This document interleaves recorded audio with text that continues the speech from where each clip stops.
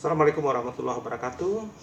Bertemu lagi kita dalam konten bagaimana cara mudah dalam memulai penulisan karya tulis ilmiah yang sering kita sebut dengan NKP, khususnya bagi anggota Polri yang akan mengikuti sebuah proses seleksi atau dalam proses pendidikan. Mudah-mudahan ini bermanfaat untuk memberikan referensi kepada kita semua. Karena banyak di antara kita, khususnya anggota Polri yang masih awam dan ambigu dalam menulis NKP. Apalagi bagi mereka yang belum pernah mengikuti sebuah proses pendidikan pengembangan. Ini tentu akan menjadi hambatan tersendiri. Menulis itu adalah sebuah keterampilan yang harus dilatih dan memang harus dipelajari dengan mencoba, dan mencoba. Karena tidak ada yang instan dalam sebuah proses menulis apapun, terutama dalam menulis NKP yang dikategorikan sebuah karya yang memiliki nilai ilmiah.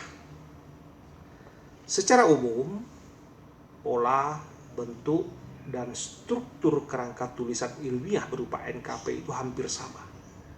Ya, hampir mirip dengan skripsi, dengan tesis, atau disertasi. Hanya mungkin perbedaan dalam jumlah bab dan halaman.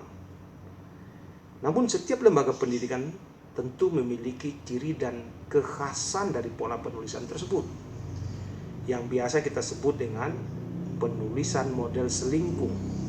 Akan tetapi tentu tidak meninggalkan kaedah-kaedah ilmiah dari sebuah tulisan, termasuk NKP. Sekarang kita lihat, apa itu NKP? NKP adalah naskah karya perorangan.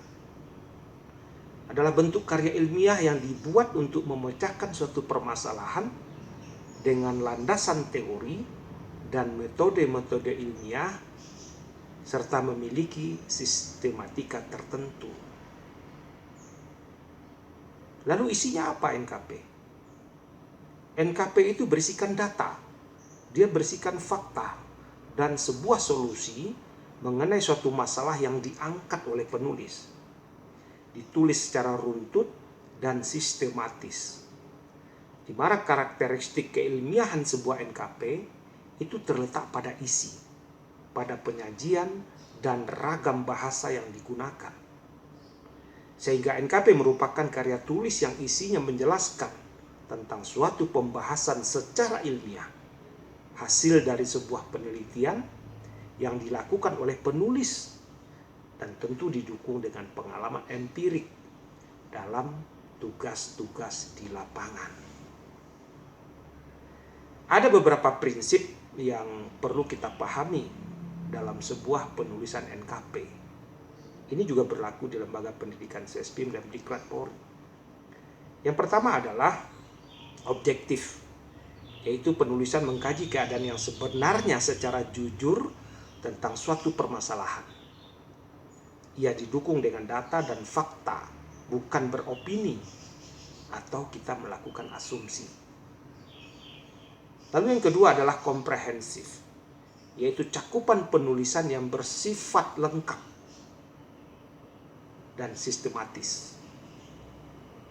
Lalu yang ketiga adalah logis, yaitu pembahasan dalam penulisan masuk akal, benar menurut penalaran ilmiah, menggunakan teori dan konsep sebagai pisau analisis sesuai dengan tahapan proses penyelesaian masalah dari NKP itu. Dan yang keempat, memiliki kemanfaatan bagi organisasi dan memiliki novelty atau nilai-nilai kebaharuan dari penulisan itu. Sebagai sebuah karya ilmiah, maka secara umum NKP itu dibagi dalam bab per bab. Nah, dalam hal ini kita lebih memfokuskan bentuk NKP dengan model 3 bab. Ini sesuai dengan format tes bagi peserta SIP yang terdiri dari bagian awal, lalu ada bagian inti dan bagian akhir. Mari kita lihat Apa itu bagian awal? Bab 1 adalah merupakan bagian awal dari sebuah NKP yang biasa kita tulis dengan pendahuluan. Apa isinya? Ia berisi latar belakang. Ia berisi dasar dari penulisan itu. Ia berisi maksud dan tujuan tentang penulisan. Lalu ada bagian permasalahan yang dimunculkan dari apa yang kita tulis. Kemudian dari permasalahan tentu kita breakdown, kita munculkan persoalan-persoalan dari tulisan itu. Serta dibatasi dengan ruang lingkup. Artinya batasan di mana kita menulis atau objek yang kita tulis. Lalu bab yang kedua itu adalah pembahasan atau inti dari tulisan. Ini ada 4 hal penting dalam bab 2. Yang pertama adalah kita menjelaskan kondisi faktual atau kondisi saat ini yang disoroti dari aspek internal organisasi maupun aspek eksternal organisasi. Biasanya di SESPIM itu dikenal dengan OH, Organisasi Health Audit, dan ES atau Environmental Scanning. Lalu yang kedua adalah faktor yang mempengaruhi baik dari dalam maupun dari luar organisasi. Ini biasanya dianalisis dengan menggunakan SWOT analysis, strength, weakness, opportunity, dan threat. Lalu bagian yang ketiga dari pembahasan ini adalah kondisi ideal atau kondisi yang kita harapkan akan memperbaiki permasalahan dan persoalan-persoalan yang kita munculkan di awal tadi. Lalu yang keempat barulah proses pemecahan masalah, yang itu disebut dengan problem solving. Kemudian yang ketiga atau bab ketiga adalah penutup yang berisi kesimpulan dari tulisan kita dan saran-saran apa yang kita munculkan dari penulisan itu. Sekarang kita akan masuk kepada tahap-tahap awal dari penulisan sebuah NKP. Ada beberapa tahap dalam pembuatan karya tulis ilmiah. Karena NKP tidak dapat langsung kita tulis atau serta-merta kita tulis. Atau tidak hanya selesai dalam satu kali penulisan. Akan tetapi sebuah karya tulis ilmiah dihasilkan melalui sebuah proses. Nah, di sini kita akan mencoba melihat ada 5 bagian penting dalam proses awal penulisan sebuah NKP. Yang pertama adalah tentu kita mempersiapkan terhadap materi apa yang akan kita tulis.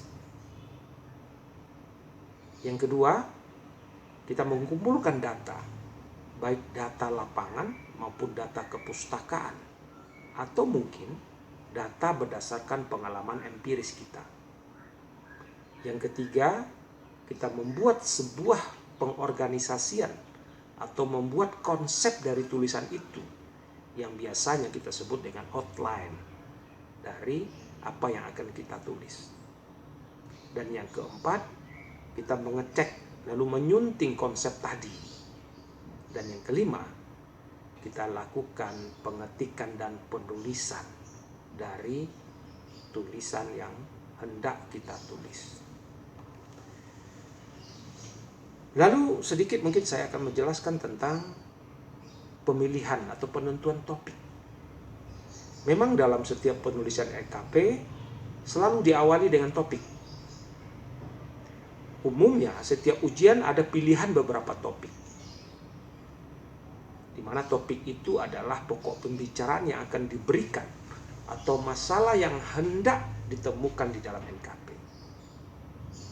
Jadi para penulis biasanya memilih topik tersebut dan nantinya akan dijabarkan menjadi sebuah judul NKP. Nah, di sini kita harus tahu bagaimana syarat kita memilih judul dari sebuah NKP. Yang judul ini tentu berdasarkan dari topik yang kita pilih. Mari kita lihat, ada 7 syarat dalam penentuan judul bagi seorang penulis. Yang pertama adalah judul yang dipilih harus betul-betul dikuasai. dan merupakan bidang yang pernah ditekuni oleh seorang penulis. Yang kedua, bidang itu menarik perhatian dan disenangi oleh penulis.